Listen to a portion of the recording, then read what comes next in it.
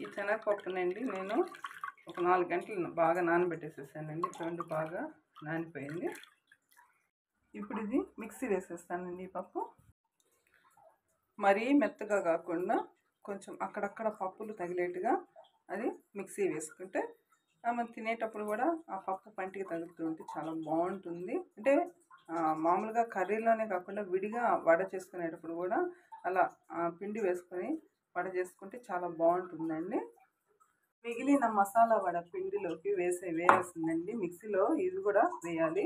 2 పచ్చిమిర్చి తీసుకున్నాను, కొంచెము ఆనియన్స్ అండి సన్నగా తరిగి పెట్టుకున్నాను, తర్వాత అల్లం ముక్కలు కొంచెమేనండి ఇవి కూడా, కొంచెం ధనియాల పొడి, తర్వాత సోంపు, కొంచెం పట్ట, లవంగం తీసుకున్నానండి.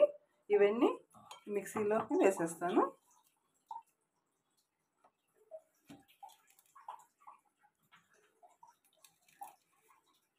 వేసి కచ్చాపచ్చాగా మిక్సీ పట్టాలి.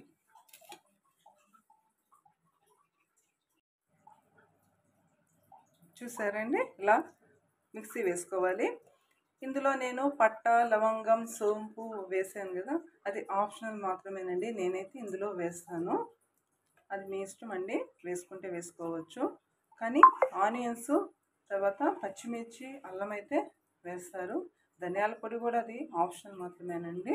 నేనైతే ఈ వస్తువులన్నీ మసాలా వడకైతే ఇది యూస్ చేస్తానండి. అది మామూలుగా మసాలా వడ పులుసుకైనా సరే, మామూలుగా వడకైనా సరే ఇట్లా వేస్తాను. తగిన ఉప్పు వేస్తున్నాను, తర్వాత కొంచెం కరివేపాకు, సన్నగా తరిగి ఉంచుకున్న కొత్తిమీర ఇందులో వేస్తున్నానండి. ఇవంతా బాగా కలుపుకోవాలి. Oil heat ఎక్కిందండి. పెద్దవిగానే చేయొచ్చు వడ, లేకపోతే చిన్నవిగానే చేసుకోవచ్చండి.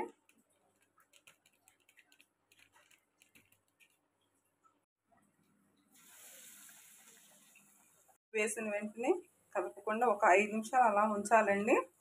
వేసిన వెంటనే కలిపేస్తే ఆ వడలు విరిగిపోతాయి.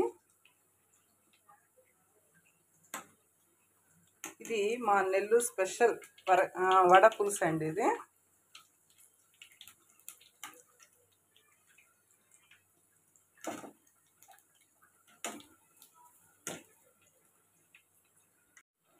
ఇలా గోల్డెన్ కలర్లోకి వడ రాగానే పక్కకు తీసి పెట్టేయాలండి.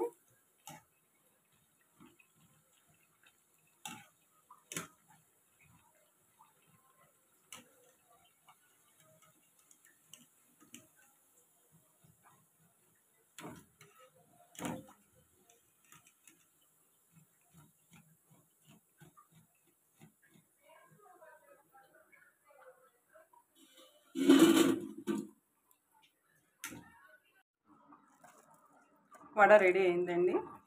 ఇప్పుడు పులుసుకి రెడీ చేస్తున్నానండి. మట్టి పాత్ర పెట్టున్నాను. నూనె వేడి అయిందండి. ఇందులో కొంచెం మెంతులు, జీలకర్ర, ఆవాలు వేసానండి. ఇవి వేగిన తర్వాత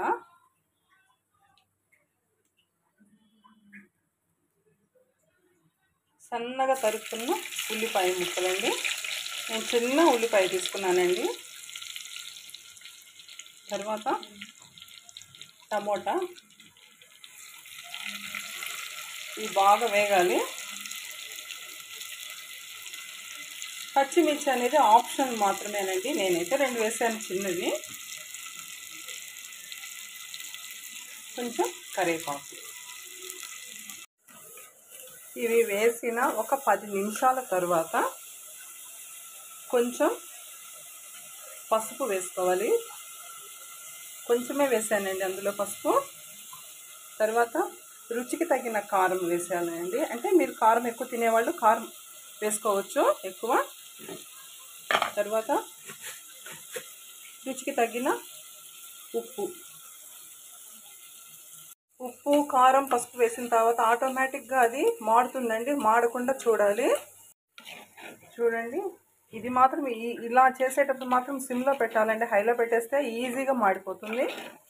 చూడండి, ఇప్పుడు ఎలా ఉందో ఇలా నూనె వచ్చే వరకు కొంచెం అట్లా వేపుకోవాలి. వేపిన తర్వాత కలిపి ఉంచుకున్న చింతపండు రసం ఇందులో పోస్తున్నాను.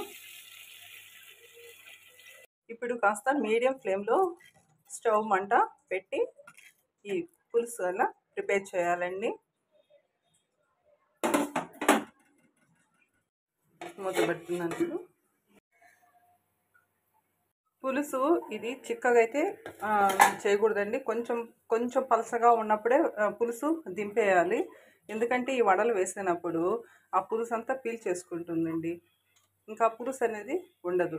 ఇంకొక విషయం ఏంటంటే పులుసులో కరెక్ట్గా ఉప్పు వేసి వడలో ఉప్పు కరెక్ట్గా వేస్తే ఈ వడ అనేది పులుసుని పీల్చుకున్నప్పుడు ఇంకా ఉప్పు ఎక్కువ అయిపోతుంది. అప్పుడు మనం తినలేం వడని. సో వడలో అయినా సరే పులుసు అయినా సరే కొంచెం ఉప్పు అనేది తగ్గించుకోవాలి. ఇంకో 10 నిమిషాలు కానీ స్టవ్ మీద ఉంచితే కొంచెం చిక్కబడుతుందండి. ఇలా పల్చగా లేకుండా కొంచెం చిక్కబడుతుంది. పులుసు రెడీ అయిపోయిందండి.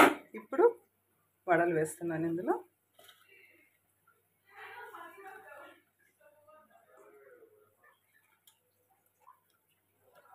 వడలు వేసి ఒక్క 2 మినిట్స్ ఉంచేసి దింపేయడమేనండి.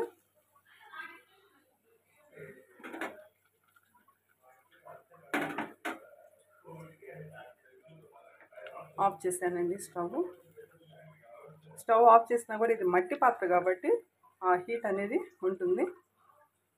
చూడండి, ఆఫ్ చేసేసాను.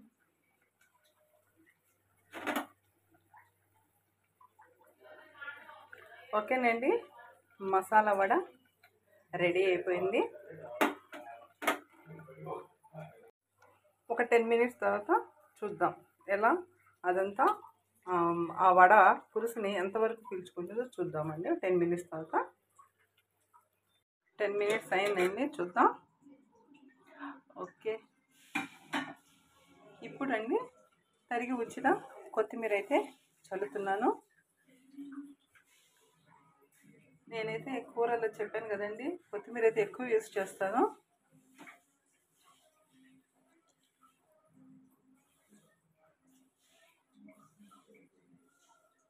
ఓకేనండి, మరి మీరు కూడా ఒకసారి ట్రై చేసి చూడండి.